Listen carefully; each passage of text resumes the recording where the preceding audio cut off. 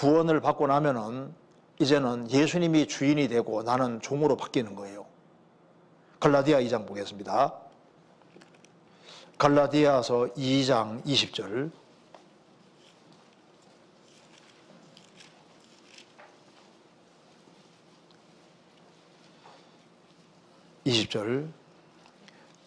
내가 그리스도와 2장 20절 내가 그리스도와 함께 십자가 못 박혔나니 그런즉 이제는 내가 산 것이 아니요 오직 내 안에 그리스도께서 사신 것이라. 이제 내가 육체 가운데 사는 것은 나를 사랑하사 나를 위하여 자기 몸을 버리신 하나님의 아들을 믿는 믿음 안에서 사는 것이니라. 내가 그리스도와 함께 십자가 못 박혔나니 그런즉 이제는 내가 산 것이 아니요 오직 내 안에 그리스도 사신 것이라. 이 문장이 굉장히 중요합니다. 이게 무슨 말이냐면은 요거하고 똑같은 것을 찾아봅시다. 요거 잠깐 접고 데살로니가전서 5장 보세요. 데살로니가전서 5장 10절. 자, 10절을 같이 읽겠습니다. 데살로니가전서 5장 10절입니다. 예수께서 우리를 위하여 죽으사 우리로 하여금 깨든지 자든지 자기와 함께 살게 하려 하셨느니라. 자, 함께 같이 사는 겁니다. 여기서는 뭐라 했습니까? 갈라디아 2장 20절에서는 내가 산 것이 아니요 오직 내 안에 그리스도 하신 것이라. 근데 문장 잘 읽어보면은 이제 내가 육체 가운데 사는 것은 같이 살고 있어요. 읽어봅시다. 그러니까 이렇게 되는 겁니다. 이 도표를 꼭 기억해 두면 좋겠습니다. 자, 우리가 구원 받기 전에는 율법에 있어서 하나님은 심판자고 나는 죄인이었습니다. 근데 이제 십자가를 통과하고 이제 이 구원을 딱 받으면은 십자가로 심판자와 죄인 관계는 끝이 났고 이제 우리는 율법이라는 걸 벗어났습니다. 율법을 벗어나서 새로운 그리스도의 율법 아래 들어갔습니다. 그래서 구원받으면은 이렇게 돼버리는 거예요. 주님은 내 아버지가 되고 나는 아버지 아들이 됐습니다. 아들. 주님은 내 신랑이 되시고 나는 신부가 됐습니다. 주님은 주인이 되고 나는 종이 됐습니다. 그러니까 신앙생활은 이제 함께 더불어 사는 건데 왜 내가 사는 것이 아니냐 하면은 이제 구원받고 나면은 이제 아버지의 중심으로 생을 살아가는 거예요. 이제 결혼하면은 신랑 중심으로 생을 살아가는 거잖아요. 이제 주인이 생겼으면 주인 중심으로 종이 사는 거라고. 이제는 내가 산 것이 아니요 오직 내 안에 그리스도 사신 것이라. 그러니까 주님을 주인으로 모시고 산다 그 말입니다. 그러니까 자, 이거 아셔야 됩니다.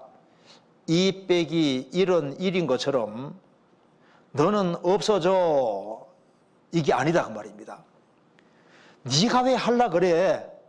네가 왜 하려 그래? 주님 다 해주시는데 이것이 맞는 같은데 안 맞는 거예요.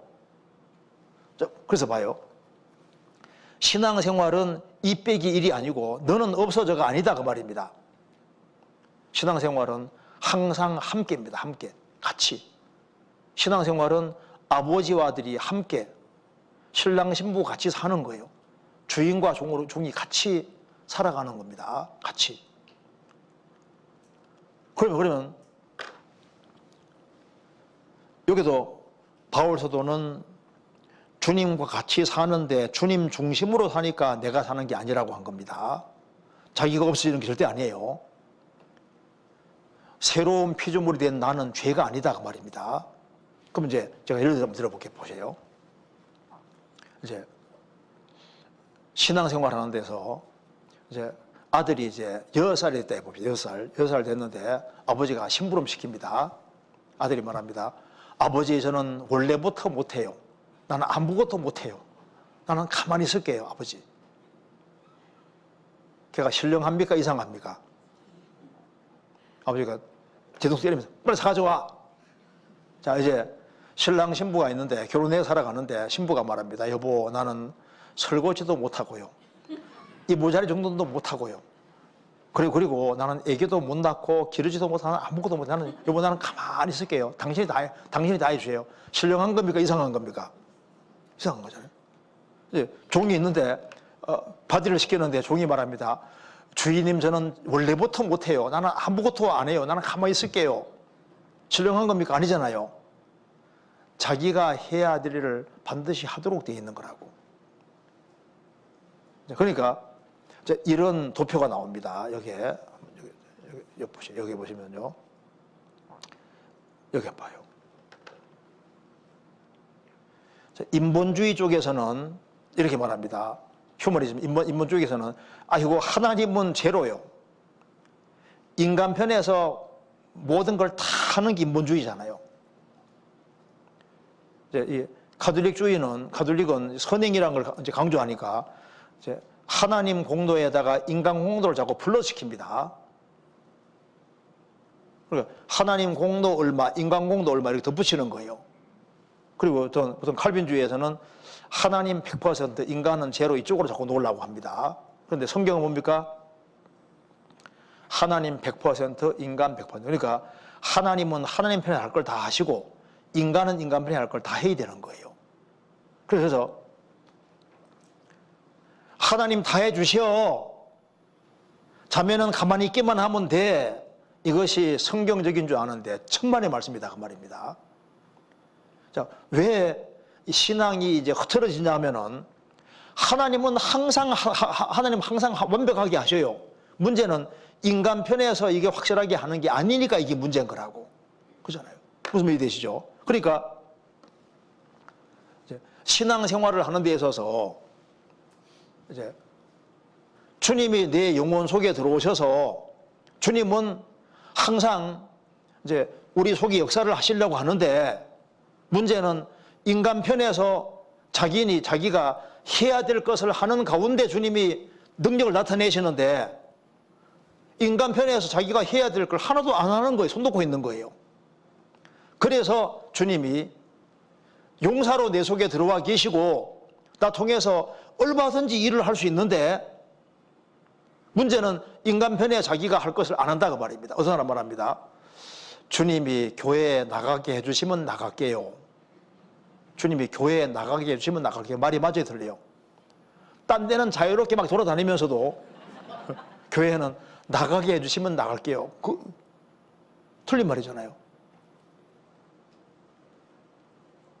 자, 사람이 자기 편에서 순종할 걸 하고 자기가 할 것을 하고 인간 편에서 할 역할을 하기만 하면은 주님은 나 통해서 얼마든지 흔들할 수 있습니다. 자, 예를 들어서 나는 화내는 버릇을 못 고치는 거예요? 안 고치는 거예요? 안 고치는 거죠. 봐요. 오늘 하루 종일 화 안 내면은 통장에 1,000만 원이 들어오는 게 확실해. 그럼 열받아도 화냅니까? 안 냅니까? 안 내잖아요. 안 낼 수 있잖아요. 나는 열받으면 화 내는 거 절대 못 참아. 누가 칼 들고 내 뒤에 따라다니고 화만 내면 죽이는 게 확실하다 합시다. 화내요? 안 내잖아요. 안 할 수 있는 거라고. 그러니까 사람은 자기가 하지 않을 수 있는 것을 하지 말고 할 수 있는 걸 하고 이렇게 자기 역할 쪽에서 할 것을 분명히 할 수 있는 건 하게 되어 있는데 그걸 하기만 하면은 주님께서는 얼마든지 용사로서 일을 할 수 있는데 문제는 인간 편에 자기 할 걸 안 하고 다 하나님 핑계대고 하나님 알아서 해줄 거야. 집안 식구들을 건지는 문제에 있어서도 자기 편에서 열심히 기도하고 그리고 선물도 보내고 적극적으로 이렇게 하고 이렇게 하면요 주님이 얼마든지 일을 할 수 있는데 손 딱 놓고 구원받을 사람은 알아서 주님이 구원시켜 줄 거야. 나는 가만히 있을 거야. 이런 식으로 생각하니까 주님이 그 사람을 통해서 일을 할 수가 없는 거예요.